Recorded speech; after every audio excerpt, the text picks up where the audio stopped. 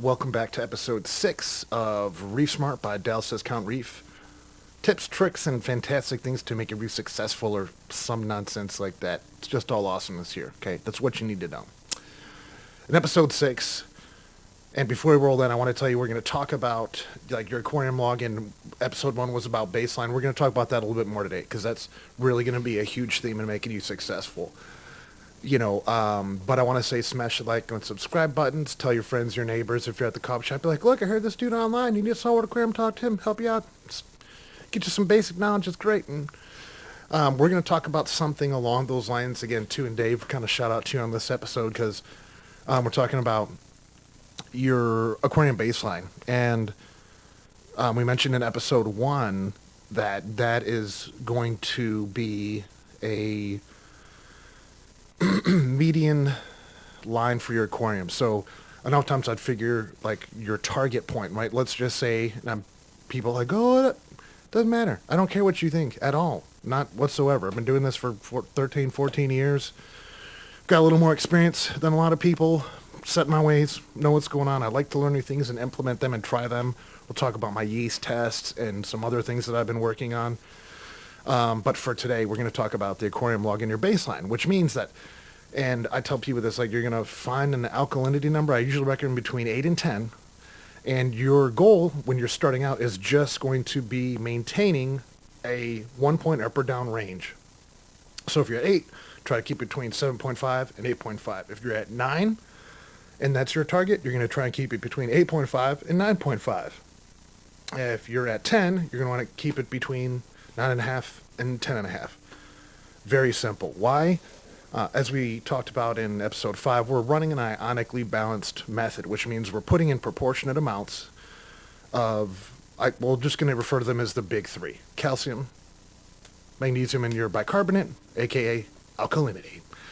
So in keeping those together, basically your parameters rise and fall together. So I mentioned we use by the way, full disclosure, anything I mention on the show that I use or anything like that, I'm not paid for. I don't receive for free.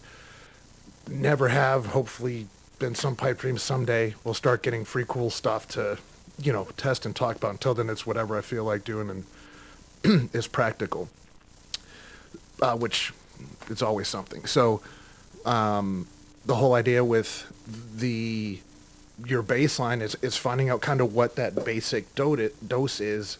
If you're going to start dosing your tank, or when do I need to do a water change?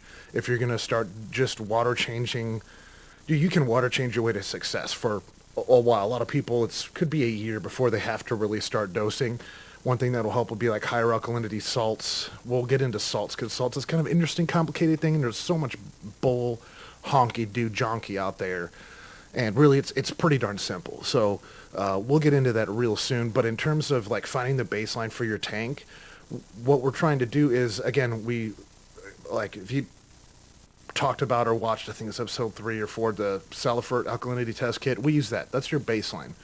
We're not going to worry about magnesium or calcium at this point because we're talking more to people newer in the hobby. If you are, do a test, make sure you're in at a good range or do a couple water changes and find out what that point is. But you just gotta kind of pick a point and start where you're at, right? Today, I'm going to start testing and logging things. So that's what we're talking about. Doing an alkalinity test, just making a log. And finding out where it's at. Because a lot of people go, it's fine. That's one of my reef rages. You know what pisses me off terribly? And I've talked to so many people, oh, hey, how's your water quality? What's the alkalinity? Oh, it's fine. Great. That's like saying, I have no damn idea. It's literally what you're telling me. Because if you knew, you'd say a number, or you'd say it's between 9 and 10, or, it's 7.8. A fine is, super prideful for I have no idea, and I'm like, I'm going to let my reef suffer because I'm not going to be honest with you and just tell you I don't know, and we're going to start at a point that is different from where we should be starting to getting you to where you need to go if you're not sure. Which is one of the reasons we're doing this is knowledge, etc. But dude, you got to be honest if you're asking for help. So, sorry, that grinds my gears. But with finding your log in your baseline, start with alkalinity, and I call those the big 3, and then you have like your I'll call it like the small three, your alkalinity, calcium, magnesium, the big, and then your small, I would consider like your ammonia, your nitrate, and your phosphate. They are all related together. We're going to focus on one and then add others in. That way you become proficient. You're just not stumbling through this the whole time. So get your log, and the whole idea behind it is test one day, see what test number you get, and then for a lot of people, I say if you're starting out, like I test daily, but for a lot of people, you can just go every 2 or 3 days until you start to see a difference, right? And if you're using a reliable test kit, you're doing it the same way, you should get repeatable results. So if it's at 8, okay, great. We're just going to consider that our starting baseline, and let's see what happens. So if 4 days goes by or 5 days goes by and you do an alkalinity test and that's 7.5. And in between then you get a test that's 7.75 or 7.8. Okay, you can say I'm using a tenth of a point of alkalinity a day. And then you can use that and do calculations to measure how much dosing you're going to do. Or say, okay, now it's time for water change. We're going to go ahead and do that. So that's really the whole point of this baseline thing we're talking about, which you keep an aquarium log, use an app to do it, notebook, paper, but just start getting that alkalinity number dialed in so you know like what's going on.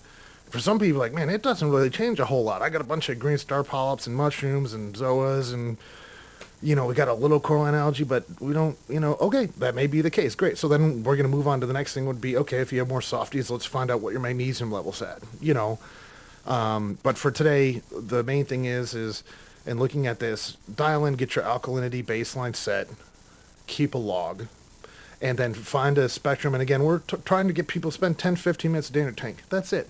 So pick an interval and just start testing alkalinity on that day. If it's like Monday, Wednesday, Friday, or Monday, Thursday, or 2 times a week, that way you know what's going on, and that'll give us the window that we're going to peer into to teach you how to take care of the rest of your tank. So thanks for tuning in. We've got more coming, and like, subscribe. Love us very much. Sayonara.